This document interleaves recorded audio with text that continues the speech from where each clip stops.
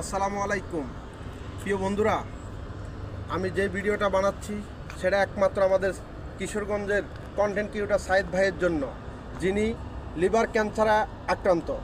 আজকে ঢাকা মেডিকেলে বিছানায় শুয়ে আছে এবং শত শত কন্টেন্ট ক্রিয়েটর তার জন্য মানবতার কাজে এগিয়ে আসছে ওনাকে বাঁচানোর জন্য।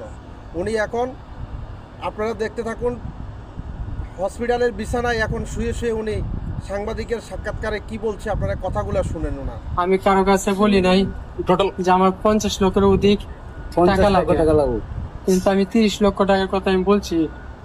আমি তারপর বলছি যে আমার বাড়ি ঘর প্রয়োজন আমি বিক্রি করে দেবো। জি জি, আমি এটা বলেছি।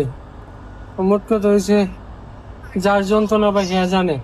অবশ্যই আমার কাছে যদি গোটা বাংলাদেশ আমার সম্পদ হয়, আমার জীবনের বিনিময়ে আমি কারো কাছে গোটা বাংলাদেশ বিক্রি করে দেবো। আমার তারপর আমার জীবন বাঁচতে হবে। আল্লাহ বাঁচাইব, আল্লাহ মানে এরকম আমার কাছে ফিল হচ্ছে আর কি। তবে আমার জন্য সারা দেশের মানুষ